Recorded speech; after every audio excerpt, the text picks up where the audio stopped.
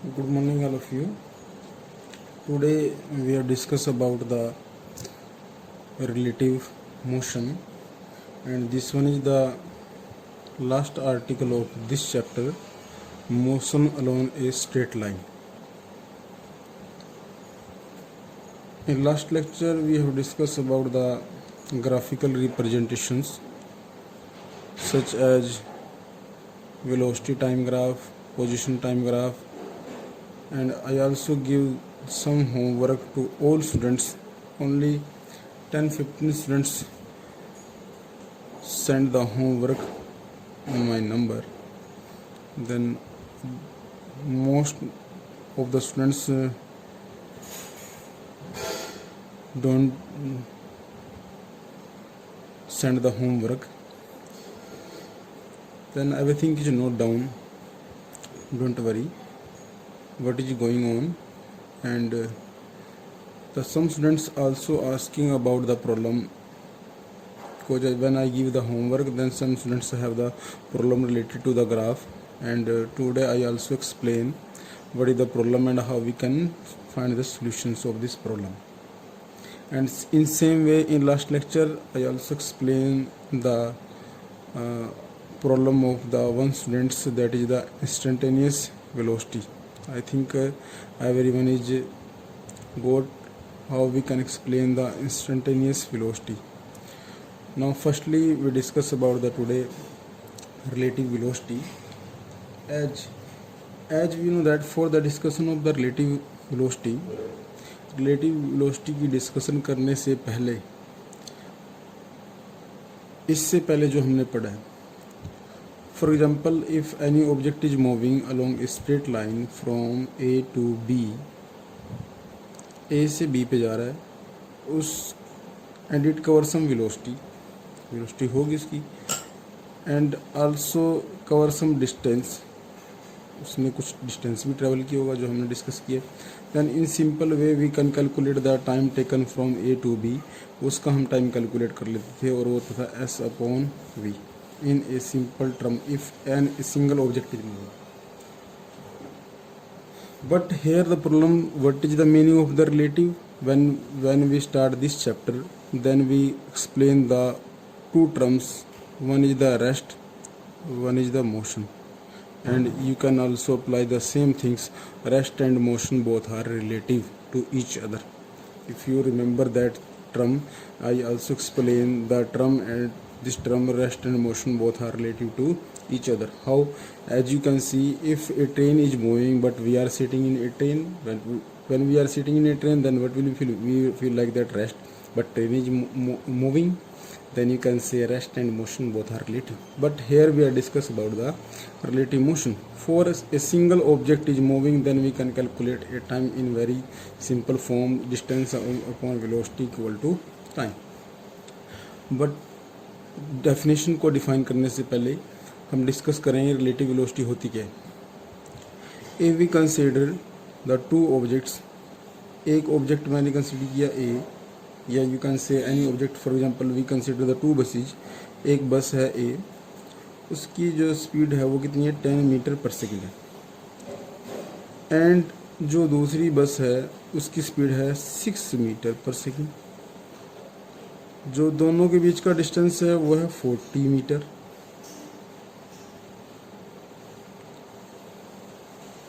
This is the bus B.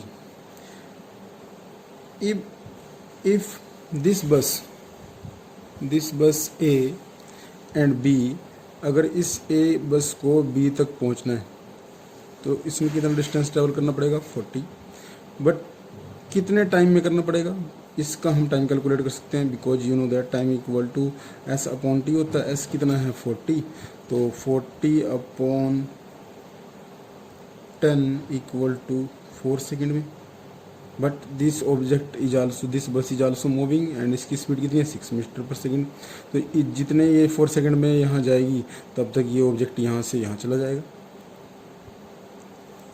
अब जब ये बस ए इस पॉइंट पे पहुँचेगी, तब ये पॉइंट जो बी है, बी बस है, यहाँ पर पहुँच जाएगी. But at that time one situation is also, we are also facing the one situation. At one situation the buses are meet at one point. But how we can calculate this one? The if we consider the velocity of this bus is v1 and velocity of this bus is v2. अगर मैं इसकी velocity का find मैंने suppose कर ली v1 है, इसकी velocity कितनी है v2 है, then we can write here v1 minus v2 equal to कितना होएगा v, what is the value of v1? You can see this is equal to the 10.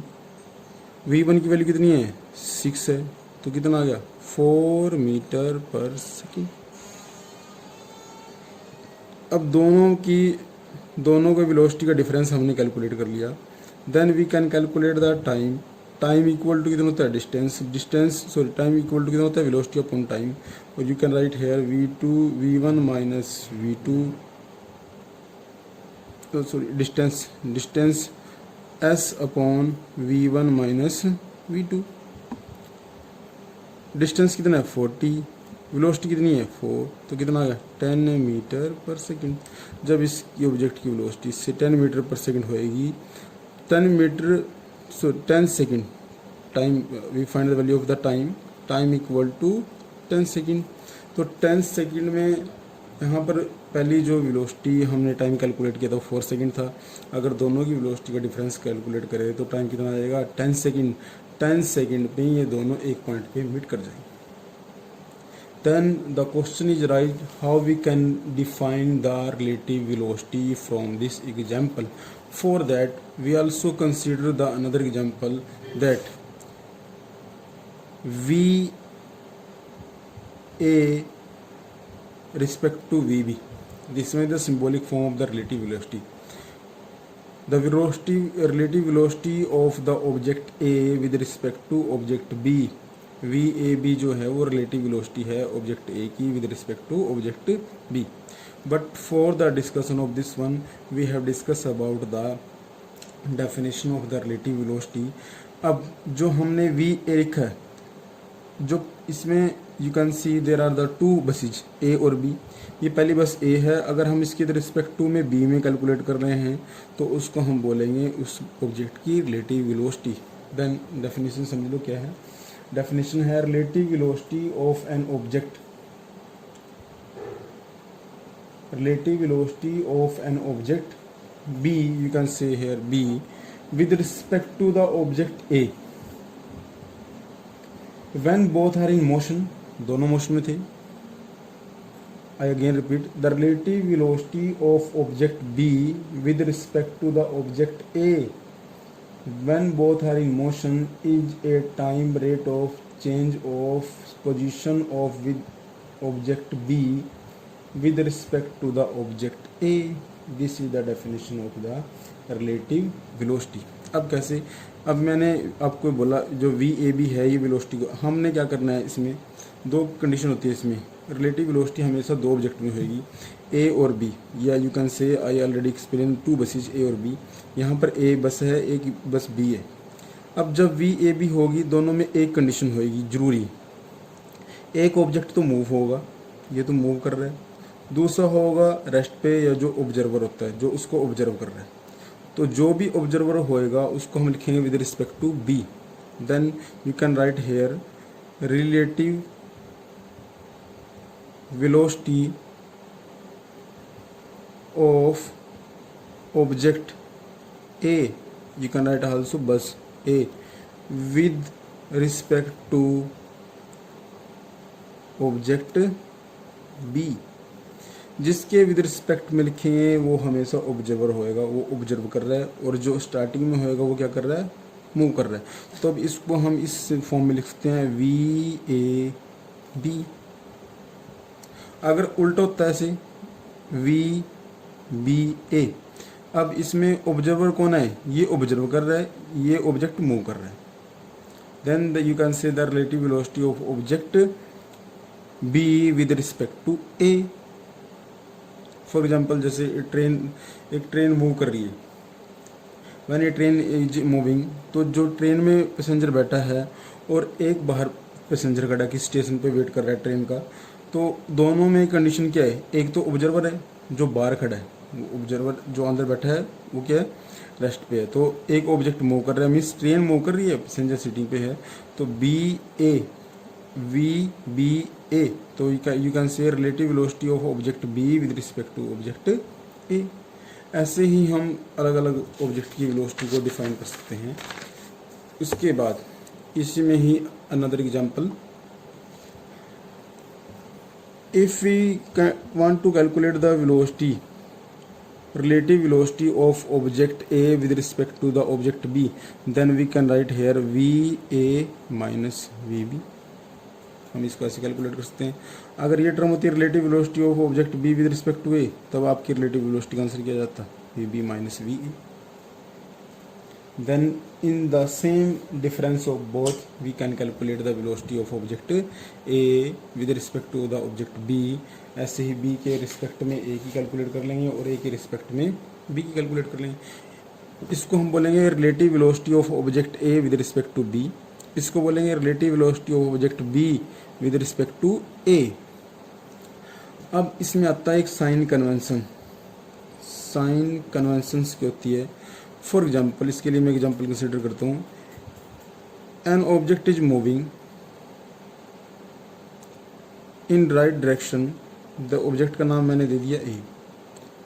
इसकी जो स्पीड है, वेलोसिटी है, वो है 40। Another object is moving in left side, इसकी जो स्पीड है, वेलोसिटी है, वह है 20 मीटर पर सेकेंड। एक बात पहले से बताता हूँ, जो राइट साइड में डायरेक्शन में जाएगी उसको हम क्या कंसीडर करेंगे? पॉजिटिव। जो लेफ्ट साइड में जाएगी उसको क्या कंसीडर करेंगे? नेगेटिव। अब हमने यहाँ पर ऑब्जेक्ट, ये कौन सा हो गया? बी। ये इधर जा रहा है, ये इधर जा रहा है, एक लेफ्ट में जा रहा है, एक राइट में। हमने कैलकुलेट करना है relative velocity of object A with respect to B. Relative velocity of object A with respect to B, तो आंसर क्या फॉर्मूला होएगा? V A minus V B. हमने यहाँ पर देखा ये फार्मूला अप्लाई होता है, तो उसको यहाँ पर अप्लाई कर दो। V A B equal to V A minus V B. तो वी ए की वैल्यू कितनी है?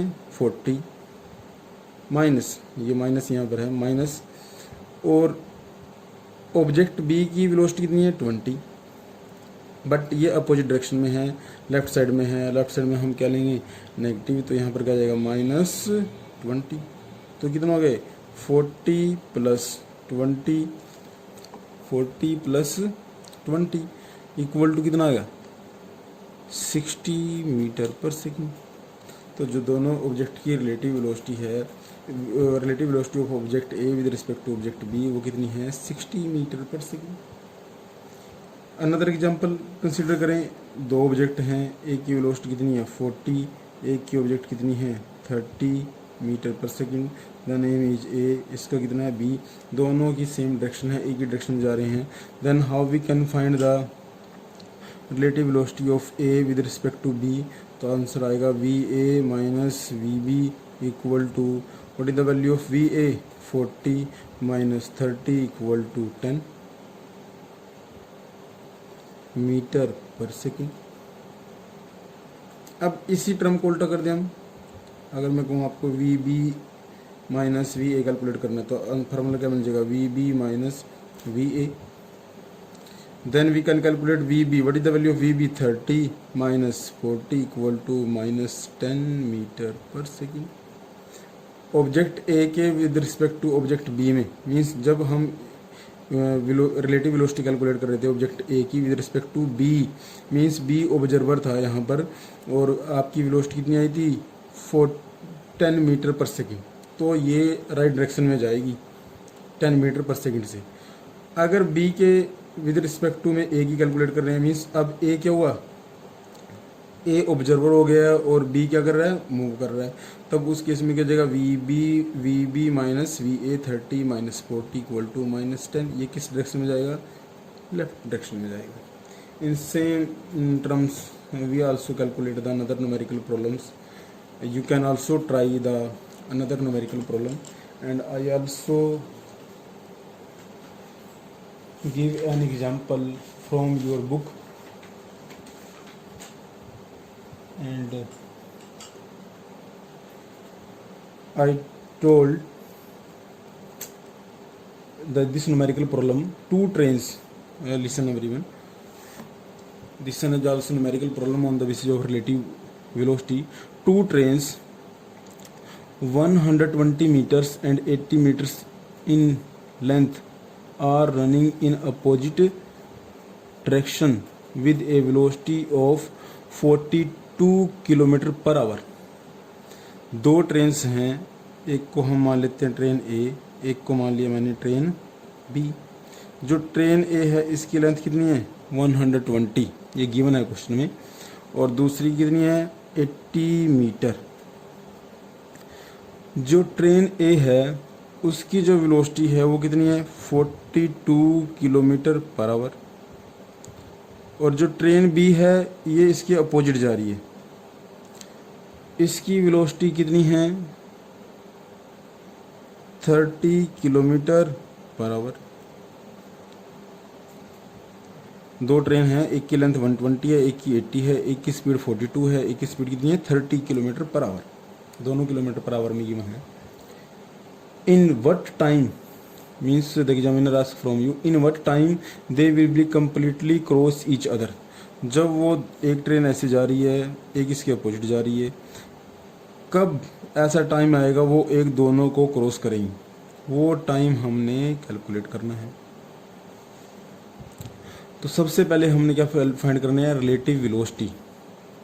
अब रिलेटिव वेलोसिटी क्या कैलकुलेट करेंगे, V A B equal to V A minus V B. V A की वैल्यू कितनी है, पहली कितनी है 42 minus 30, but this is the opposite to A, then again you can put the minus. This minus is just from formula and this minus is for the opposite. Then you can write here 42 plus 30 equal to 72 kilometre per hour. ये आ गई इनकी relative velocity. अब हमने time calculate करना है. Time calculate करने के लिए एक फार्मूला भी मैंने आपको बताया था. टाइम इक्वल टू कितना होता है, आपके पास आएगा डिस्टेंस कितना है और वेलोसिटी कितनी है. वेलोसिटी हमने दोनों की काट ली है, निकाल ली है. रिलेटिव वेलोसिटी ये आ गई. डिस्टेंस कितना है 120 प्लस 80 तो कितना हो गया 200. 120 प्लस 80 ये पहले की थी लेंथ, ये दूसरी की थी, तो टोटल डिस्टेंस कितना हो गया 120 प्लस 80 इक्वल टू 200. पुट कर लिया. स्पीड कितनी है 72 kilometre per hour. Kilometre per hour को आप मीटर पर सेकंड में कैलकुलेट कर सकते हैं क्योंकि ये किसमें मीटर में है. If we want to calculate in meter per second, तब अगर मीटर पर सेकंड में कैलकुलेट करेंगे आ जाएगा हमारे पास 20 मीटर पर सेकंड. तो वेलोसिटी कितनी होगी 20, पुट कर लो, कैलकुलेट कर लो, तो आपका आंसर आएगा 10 सेकंड. मीन्स अगर पहली ट्रेन की वेलोसिटी 42 है और दूसरे की कितनी है 30 किलोमीटर पर आवर है, एक दूसरे के अपोजिट हैं, तो 10 सेकंड के बाद वो एक दूसरे को क्रॉस करेंगी. अगर ऐसी इस टाइप की ही वेलोसिटी को हम क्या बोलते हैं relative velocity. I again the define what is the definition of the relative velocity, and before the starting way I also define the definition of the relative velocity. And you can also search from your book, and आपकी book में भी relative velocity है given. तो relative velocity of an object with respect to the object first, या when both are in motion, दोनों motion में हैं. इस एग्जांपल में भी क्लियर हो रहा है, दोनों ट्रेन मोशन में थी. और उसके बाद in this time the rate of change of position of the object two की ऑब्जेक्ट 1 में क्या पोजीशन चेंज हो रही है, उसको हम क्या बोलेंगे रिलेटिव वेलोसिटी. तो वो मैंने समझा दिया. वी बी कैसे कैलकुलेट करते हैं. आई थिंक ये सभी को क्लियर हो गया होगा कैसे कैसे कैलकुलेट करते हैं, या आपके पास न्यूमेरिकल प्रॉब्लम भी आ सकती है. इसके बाद आपने क्या करना है, एक ग्राफिकल रिप्रेजेंटेशन करनी है वेलोसिटी टाइम ग्राफ की, जिसको आपकी बुक में हेडिंग गिवन है relative velocity in term of position time graph. Position time graph हमने पहले कर लिया है, बट यहाँ पर जो टॉपिक है उसका नाम है relative velocity in term of position time graph. In last lecture we discuss about the position time graph but not for relative velocity, but here we are discuss about the relative velocity in term of the position time graph. इसमें आपके पास 3 case हमने करने हैं, 2 case मैं कराऊंगा, एक case आपने खुद करना है। प्रॉब्लम हुई तो आप मेरे से पूछ सकते हो। पहला केस क्या है, when both objects are moving in a same velocity in the same direction then what will be happen। उस केस में आपके पास क्या होएगा और कैसे कैलकुलेट करना है बताना है। पोजीशन टाइम ग्राफ का मतलब क्या होता है, एक एक्स एक्सिस में टाइम आ गया, यहाँ पर क्या आ गई, पोजीशन आ गई।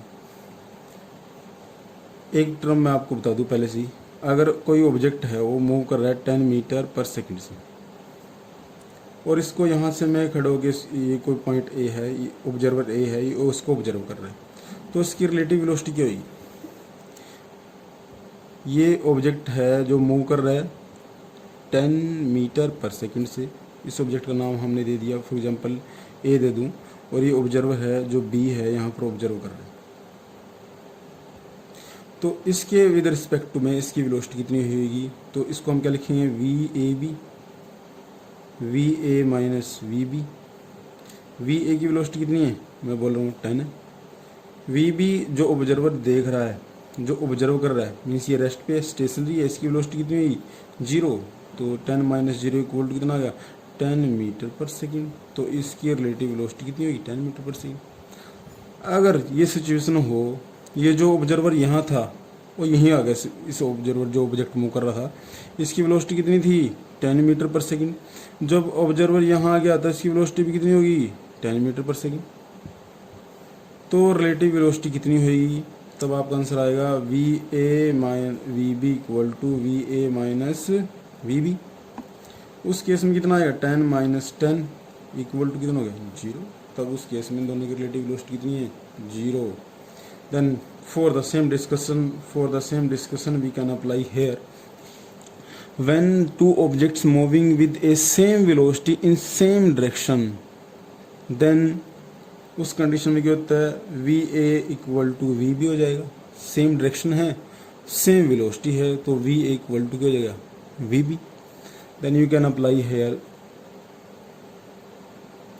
देन दो two objects remain a constant distance through their motion, the position time graph are parallel straight line as shown in this figure if the velocity is same। तब आपके पास ग्राफ कैसे बनेगा, एक ये वेलोसिटी है इसकी, एक ऑब्जेक्ट की ए की, ये बी की है, इसकी वेलोसिटी कितनी थी, for example velocity equal to 5 meter per second, और यहाँ पर जो दूसरा ऑब्जेक्ट है ये ऑब्जेक्ट 2 हो गया, ये ऑब्जेक्ट फर्स्ट हो गया, इसकी वेलोसिटी भी कितनी है 5 मीटर पर सेकेंड। दोनों की सेम है, सेम डायरेक्शन में जा रहे हैं। अगर ये सिचुएशन ऐसी होती है, यहाँ पर है v1 इक्वल टू v2, ये पहला केस है। दूसरा केस वही सेम, मैं यहाँ पर लिख रहा हूँ पोजीशन है, ये टाइम है।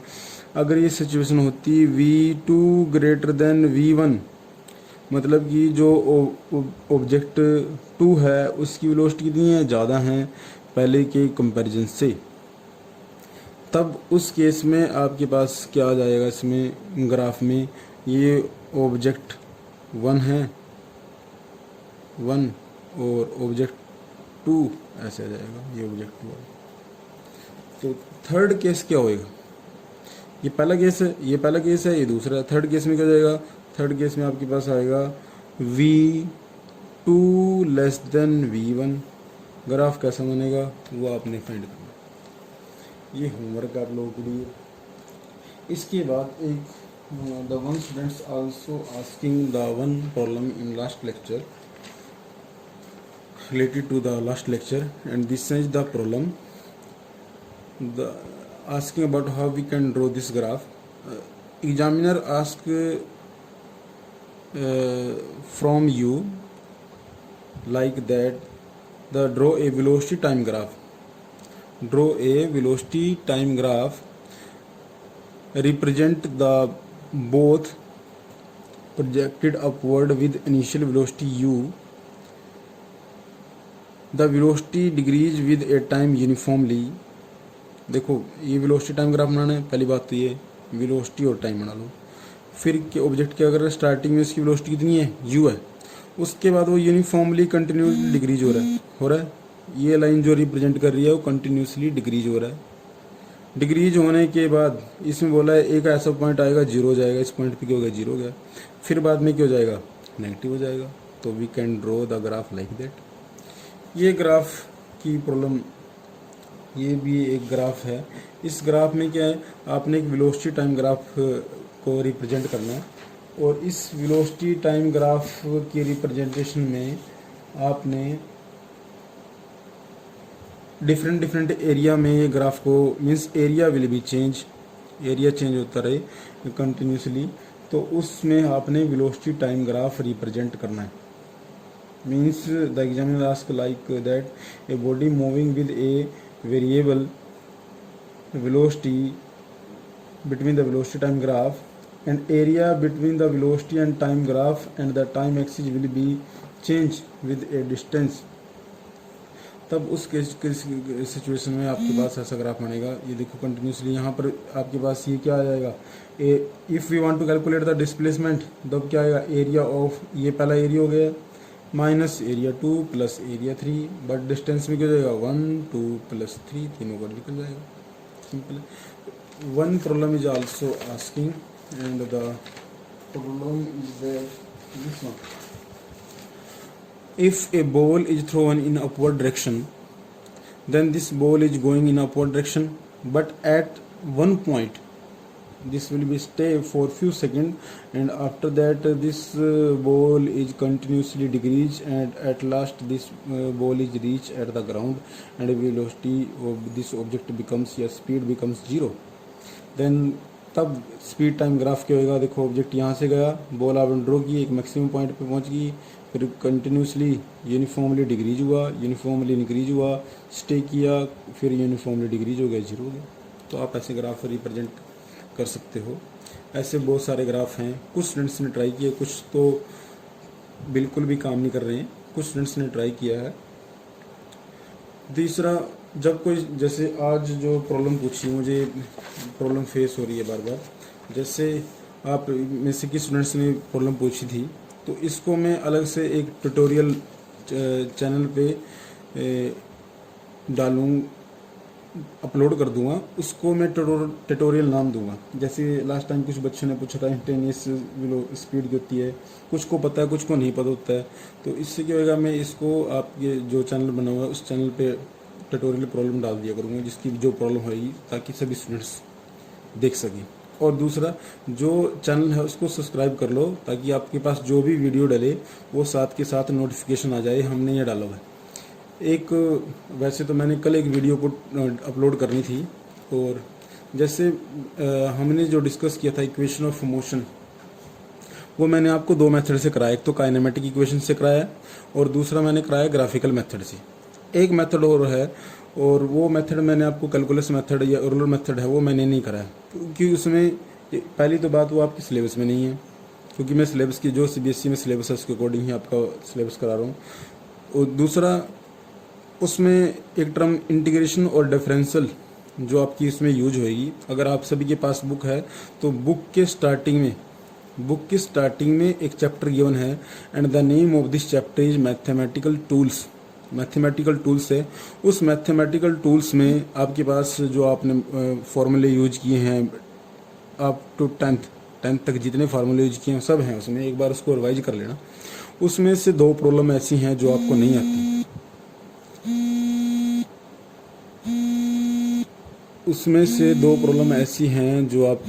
आती, वो प्रॉब्लम मैं आपको सॉर्ट आउट कराऊंगा, जिसका नाम है इंटीग्रेशन और डिफरेंशियल।